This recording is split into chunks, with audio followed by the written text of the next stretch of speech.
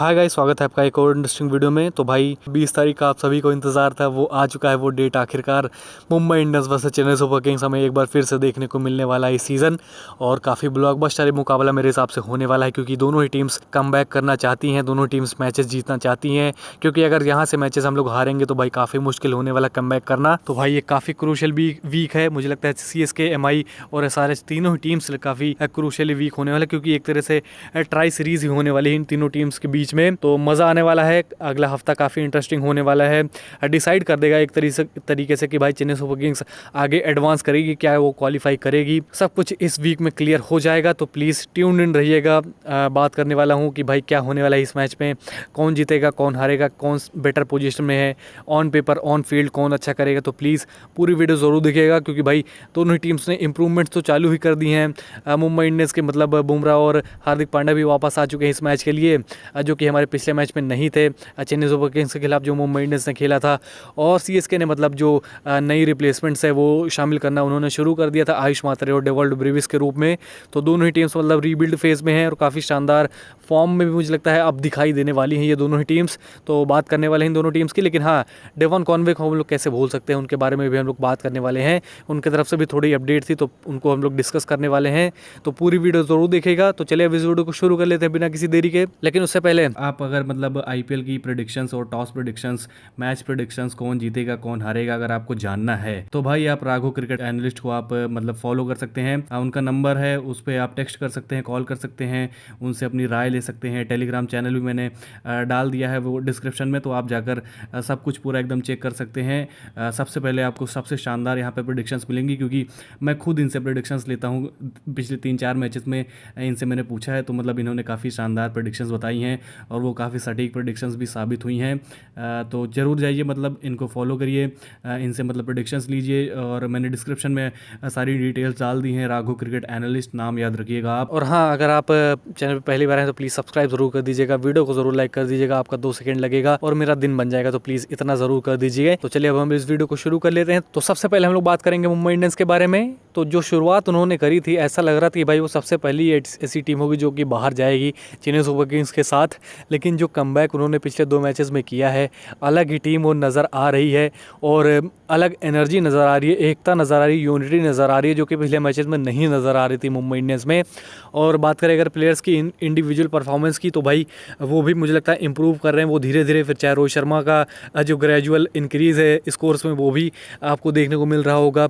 Ryan Rickelton को starts मिल रहे हैं, काफ़ी शानदार टच में वो भी दिखाई दे रहे हैं। तिलक वर्मा हर मैचेस में शानदार वो करते हुए दिखाई दे रहे थे। हार्दिक पांड्या भाई मतलब main bowler, main batsman, main fielder, captain, सब कुछ वो मतलब एक तरीके से वो रोल निभाते हुए आ रहे हैं और स्टेप अप कर रहे हैं। मतलब जो कैप्टनसी में जैसा रिस्पॉन्सिबिलिटी लेनी चाहिए कैप्टन को, वही वो करते हुए दिखाई दे रहे हैं। और बॉलिंग में अगर बात करें तो भाई बुमराह अकेले ही संभाल लेते हैं मुझे लगता है। लेकिन जो इनकी कमज़ोर कड़ियाँ हैं मेरे हिसाब से वो दीपक चहर और ट्रेंट बोल्ट ही होने वाले हैं, क्योंकि भाई विकेट्स एक ही 2 उन्हें मिल रही हैं, ज़्यादा से ज़्यादा अगर मिल जाती हैं तो।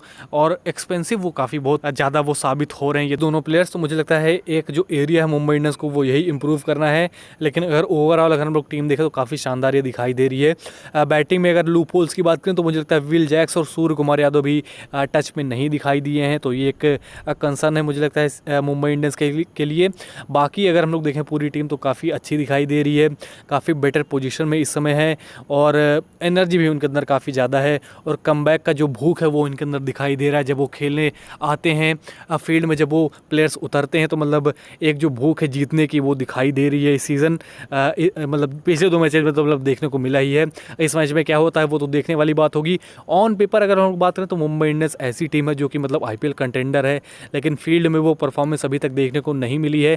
पिछले 2 मैचेस में झलकियाँ देखने को मिली है और मैचेस भी जीती है मुंबई इंडियंस। लेकिन अब यही बात है कि भाई 20 तारीख आज है, आज अगर परफॉर्म करते हैं तो मतलब उसका लोहा माना जाएगा। लेकिन आज अगर फील्ड में आप हकते हैं तो आप हारने वाले हैं, क्योंकि सामने चेन्नई सुपर किंग्स है भाई। अगर थोड़ा भी आप गलती इस मैच में करेंगे तो पाउंस हम लोग बहुत आसानी से कर लेंगे। तो अब हम लोग बढ़ लेते हैं अपनी प्यारी चेन्नई सुपर किंग्स की तरफ। तो भाई CSK की अगर मैं बात करूं तो काफ़ी अप्स और डाउन्स वाला सीजन रहा है मेरे हिसाब से। ऑन पेपर अगर हम लोग टीम देखें तो काफ़ी शानदार दिखाई दे रही थी ऑक्शन के बाद, लेकिन फिर वही है, प्लेयर्स फॉर्म में नहीं है और लगातार वो हकते चले आ रहे हैं। इसी वजह से जो हालत है यार CSK की, इसके जिम्मेदार वो सारे प्लेयर्स ही हैं। अगर हम लोग मतलब फॉर्म में होते, ये सारे प्लेयर्स अगर अच्छा परफॉर्म कर रहे होते, तो मुझे लगता है कि चेन्नई सुपर किंग्स की पोजीशन कुछ और होती पॉइंट्स टेबल में। लेकिन वही है, फील्ड में आपको करना होता है, ऑन पेपर आप कितने भी स्ट्रांग हो। तो चलिए अब हम लोग शुरू कर लेते हैं एनालिसिस। तो प्लेइंग 11 से हम लोग शुरू करते हैं पिछले मैच की। तो भाई ये प्लेइंग 11 रही और मैं डायरेक्टली बात करूंगा, ज़्यादा बात को इधर उधर घुमाऊंगा नहीं। कौन से चेंजेस मैं देखना चाहता हूँ किन प्लेयर्स की जगह। तो भाई डेवॉल्ट ब्रेविस को मैं देखना चाहूँगा जेमी ओवर्टन की जगह, और बात करें वंश बेदी को तो मैं देखना चाहूँगा राहुल त्रिपाठी की जगह। बाकी कोई चेंजेस मैं एक्सपेक्ट नहीं कर रहा हूँ सीएसके से। लेकिन वही है भाई, चेन्नई सुपर किंग्स है और वो क्या चेंजेस करने वाली है उसके ऊपर मैं बात करने वाला हूँ। तो चलिए अब हम लोग शुरू कर लेते हैं। तो भाई चेन्नई सुपर किंग्स अगर मैं देखूं तो मुझे लगता है डेवॉल्ट ब्रेविस का जो चेंज है वो इनएविटेबल है मेरे हिसाब से, क्योंकि इतना जल्दी उन्होंने मतलब ये सारा जो परफॉर्म किया उनको लाने का सीएसके में, वो एक साइन है मेरे हिसाब से कि डेवॉल्ट ब्रेविस खेलने वाले ये मैच। रही बात वंश बेदी की, तो भाई उनका 50-50 मुझे अभी भी लग रहा है। राहुल त्रिपाठी को बैक करने वाले एक बार फिर से, क्योंकि उनका ये होम ग्राउंड है, तो हो सकता है बेनिफिट ऑफ द डाउट उन्हें इस मैच में भी दे दें और इस मैच में भी मौका दे दें। भाई मैं तो काफ़ी ज़्यादा डिसअपॉइंटेड हूँगा वैसे। लेकिन अगर मैं चेन्नई सुपर किंग्स की बात करूँ, उनके मतलब फिलॉसफी की अगर मैं बात करूँ, तो मुझे लगता है फिर से एक बार त्रिपाठी को मौका मिलेगा। फैंस की मतलब ये मांग नहीं है, मेरी भी ये मांग नहीं है, मैं तो वंश बेदी को देखना चाहूँगा राहुल त्रिपाठी की जगह। लेकिन वही है भाई, हम लोग चेन्नई सुपर किंग्स नहीं, हम लोग सिर्फ सजेशंस दे सकते हैं। जो करना है वो तो सीएसके को ही करना होगा। तो ओवरऑल अगर हम लोग देखें भाई, अगर राहुल त्रिपाठी भी होता है तो मुझे लगता है पिछले मैच से तो काफ़ी इंप्रूव्ड ये टीम आपको दिखाई दे रही होगी। और अगर वंश बेदी आ जाते हैं तो भाई सोने पे सुहागा होने वाला है। ओवरऑल अगर हम लोग देखें तो भाई टीम काफ़ी बेटर पोजीशन में इस समय है और ये टीम काफ़ी शानदार वो देखने को मिलेगी। और अगर ये चेंजेस होते हैं तो मुझे लगता है चेन्नई सुपर किंग्स एक अलग ही टीम आपको फील्ड में दिखाई दे रही होगी।